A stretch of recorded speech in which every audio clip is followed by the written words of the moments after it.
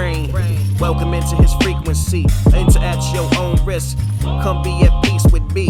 Ask the Paul, where we rise and don't fall.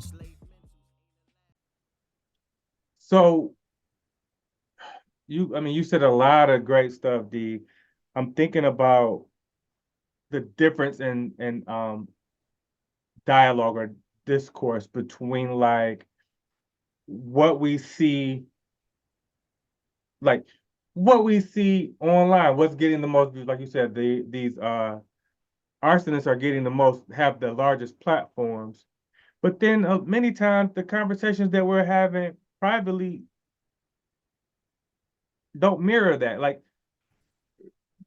What like what are some of the pieces that you feel like is missing between like these personal, like communal, like you said, like your spheres of like influence, the conversations there? Are we just are your people just smarter than everybody, or is there something else that's missing between like the folks that you're dealing with versus like the folks that have these large platforms?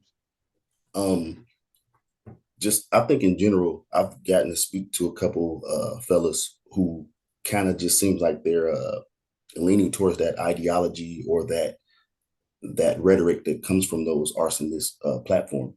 But when I speak to them, what they really mean is more nuanced in context, and it has more context to it. But the words they use, it's all inclusive. So if you say black women add negative statement, what does that mean? That's a complete picture. That means that in general or all or most of black women, this negative statement. And if you say black men add negative statement, then that's what that means. Language has context, it has meaning, and when you don't add the words that can help you explain better, then it looks like you. Because I inboxed the guy said so. He said black women. I forgot exactly what it was, so I asked the question. Just I was being a little bit, me. I said, so you talking about my mother? No, I'm not talking about your mother. Oh, so my wife? No, no, not your wife.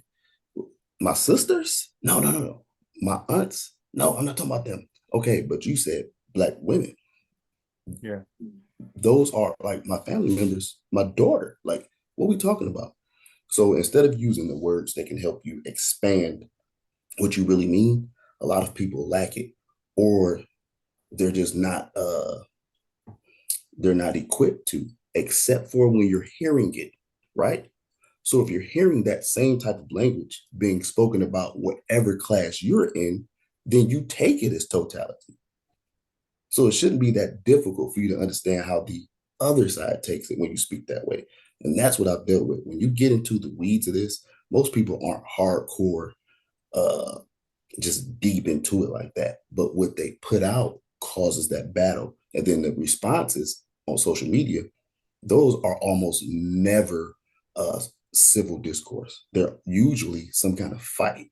And people go at hominem, and then we've lost all civility when we're dialoguing back and forth. So so like I have a podcast. I put out content. I've been advised to look at the content that I'm putting out, what's getting the most uh, you know, engagement, what's getting the most views, and I've been advised to do more of that, right? It makes sense. Um, I don't know, I don't typically follow that advice, but it makes sense to do that if your purpose is to get more folks to watch you. You want to do more of what is helping people, you get in front of people, right? Yes. And then the nuance piece, most people just don't have time for nuance, right? So if I were trying to get more clicks, you like certain hashtags, certain content, like do people realize that the harm that they're causing, or are they just short-sighted and just trying to get folks to come like view their page or like view their content? Like what do you think it is? We are in the world of trolling, right? Trolls know the impact. And quite often, the intention matches the impact. It's to flare up your feelings. It's the same thing the news stations do. It's to flare up your feelings. It's to appeal to emotion. And if I hurt your feelings and I get you into a dialogue, that's great for me because it just adds. So now somebody else in my comment section could jump on your head, and then somebody else can defend you, and then now I have a whole melee going on in my comments. But it's all adding to my algorithm, right? I know it's hurting people because people say it clearly. We all read English. It's not like it's a secret that you're hurting people, but you do it anyway. But we have to take responsibility because we repost and promote. There's a particular guy that's become famous on vulgarity and ignorance. And then when the time for accountability comes, he hides behind some of his work. But he's gotten all over the internet. There's another young Christian rapper who gave the same message, but without all the donkeyism. And people are attacking him. Uh, do we prefer the lesser of the communication? I'm not sure. What I do know is one gets a lot of traffic and the other does not. Yeah. And I think we're almost getting into a different conversation, which is like how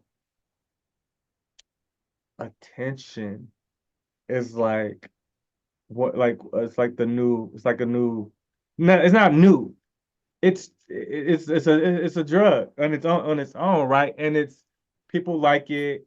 People want to know how many views they've gotten. They want the engagement, and they don't care many times how they get it. They just want it.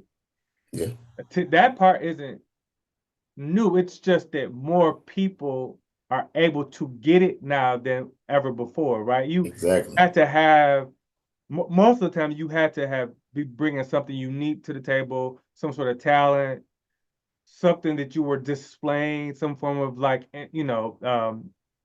entertainment. Now you can just cook up something in the comfort of your own home, and the thought is you could become like this overnight sensation, right? And it Yeah, doesn't matter. People aren't as concerned about how they get there. They just want the people, right? That's yeah, dangerous. for sure. And there's like I said, attention is part of the new currency, but attention can literally cause you to gain currency. So it goes hand in hand sometimes. Yeah. Um, it's amazing to see how much traffic goes through those, and we overuse the word, how much traffic goes through those toxic podcasts, YouTube channels, websites, posts. Yeah. Like those will get the most movement, the most traffic. Yeah. And sometimes it's just people going on there defending and end up in an argument, but it doesn't matter because to the person posting it, they won. Yeah. So I'm gonna push back a little bit because I think some of us have been told how to feel for so long that we don't understand nuance. And there are some very topical points that are being made sometimes that we do agree with. And like you said earlier, we may not agree with everything, but there's enough where we're like, oh, and then if we're not having these conversations sort of with real people, that we can sort of like go back and forth with, that has like that you can kind of see both sides of things, and you can have like you said, a civil discourse. You may be getting 90% of your information from that. It justifies pieces of what you feel, and maybe you, because there's a match, you haven't even looked into it further to even understand this may be true, but you don't realize how we got there, or only part of this is true, and this is how we arrived at this place. But this isn't the entire truth. Like, so again, you're playing on people's emotions, and many times it's not all ridiculous. There's enough truth in there to stir you up, resonate with some, and then stir up others, right? How Yeah, do you how but do you how can we, let's just take a young black male, for example, like some of our family members, right? Young adults just trying to figure out things, have had a little experience with some relationships, but like not enough to really like, they're still sort of trying to understand what the dynamics between, man, woman, right? They hear this content, it's kind of jiving with what they're feeling, what some of their folks, their peers are saying. Like, how do we reach these people so that if they're a little foolish at 20, that they don't become old fools later on? well, the first thing that I want to do is I want to have more direct engagement with the people in my sphere of influence who can have direct engagement with the people in their sphere of influence. One of the one of the hardest things is to break down the walls of confirmation bias. So we're not actually in general looking for truth. We're looking for information that confirms what we think we already believe. That's right. And anything that challenges that or that opposes that, we jettison it, we explain it away, we ignore it, or we get rid of it. But how can you tell the story of a community only reading or absorbing one half of the information? That literally means you can, at the best case scenario, you can only have half the story.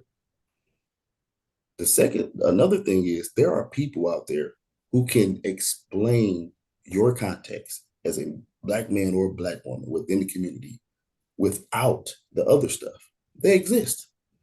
We have people who communicate cogently and clearly without the hyperbole, that look like you, that understand your part of the story, and they have information out there. They exist. But if you click on the other stuff, the algorithm will intensify and it'll become more ridiculous because that's what the algorithm does. Yeah. So we're actually being controlled by, first and foremost, our confirmation bias. Our confirmation bias leads us to click, but then the algorithm controls our confirmation bias, and then it's a circle. That don't get the people going, D. We got to get the people going. If we don't have a little uh a little controversy in there, nobody's gonna click on the page. Yeah, they will. Go look up the New York Times bestsellers. If 1 million people bought the book, you see what I'm saying? So you can move it without that. And then I submit that we should be rejecting anybody who is, especially if that's the main part of their platform, to harm one half, one portion, or the entirety of our community. We should be rejecting that wholesale. That's the way we should move. And if we take it more, we take it like entertainment, but it's not just entertainment. It's actually influencing your thought process. It's influencing your heart, the disposition of your heart, and it's damaging how you see your counterpart within your community. We should be rejecting that wholesale. You're joking a little bit, but you're absolutely right. The things that don't um move us forward, the conversations, these talking points that are divisive, these the same old shtick, these same, the same dog and pony show. We should be rejecting it, not engaging in it at all, and sort of watching it wilt away. Because yes, if we're arguing, if we're combating, the conversations are, even if we're opposing it, we're unintentionally still fanning those flames of that fire, right? Yes, absolutely. And we have to be intentional about what we absorb. Like we have to be intentional. And okay, you spent the last 4 years looking at this foolishness. When are you going to switch from looking at the finger pointing to looking at the problem solving? Or are we just going to continue to look at people light fires all over the place forever? Are we going to ask the question, when is somebody coming with water to try to put this fire out? When is somebody trying to build a bridge over this, rebuild the bridge that has been broken in many cases? Or are we just going to continue to watch people take pieces out the bridge and throw them in the water? Well, I mean, a bridge, right? A bridge we must build. I mean, what? I mean, that transition, you good. Welcome into his brain, welcome into his frequency. Enter at your own risk, come be at peace with me. Thank you so much for watching this video. If you haven't already, please hit the like button, please subscribe, share, and also hit that notification button as well. Thank you so much. Financial literacy to authentic black history, this real rap.